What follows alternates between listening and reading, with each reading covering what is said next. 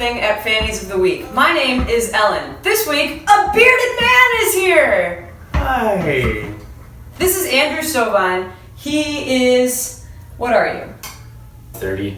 He's 30! Really? Yeah. You guys have seen me play guitar 8 or 9 million thousand times. And you're done with it, right? Ellen, we've seen that. I brought in Andrew to tell us all about this... this anchor of a guitar.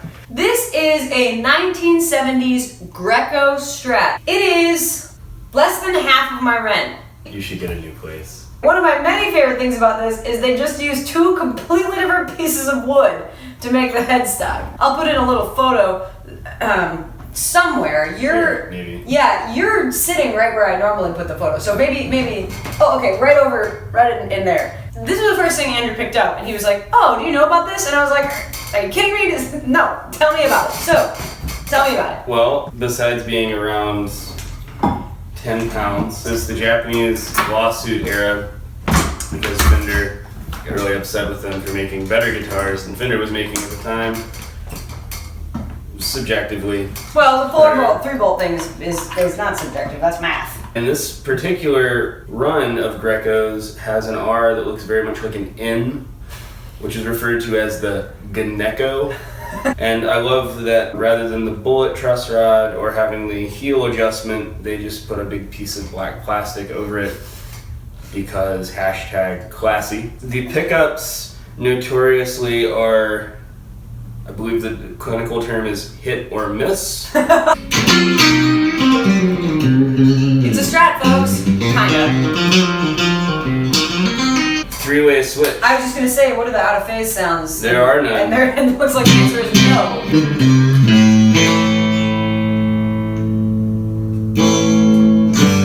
So if you're really careful, you can get out of phase sounds. But then if you breathe on it, you're back in phase. Wow, that's pretty dramatic. Is it still sort of in tune? Basically in tune. Wow! I just looked at the butt end of this and I can count 6 pieces. That's amazing. Yeah. It's as if you built a Strat out of an IKEA bookshelf. What would that be called? The IKEA caster? I was thinking of a name like Thorn or something with like an umlaut and like 4 consonants in a row. I like IKEA. But IKEA caster is way more catchy. From a distance, it looks pretty normal. But when you get up close, you see that it's made of no fewer than 15 individual pieces of wood and is just an oddball. How many Ellens out of 5 would you give this thing? Minimum 7.3 Ellens. Wow, I've never had more than 5. Ellen.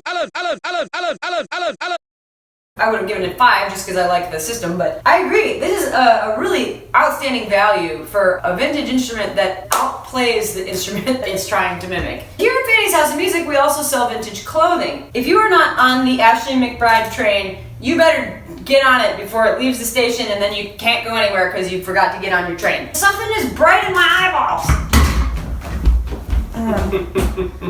Point is, Ashley McBride is a bat, and Andrew is a bat, and together they create bat and play it all over the creation. Next week, Andrew and Ashley are going to the beautiful tropical locales of Indiana and Ohio. So I thought that I would outfit him for his fun in the sun with these Hawaiian shirts.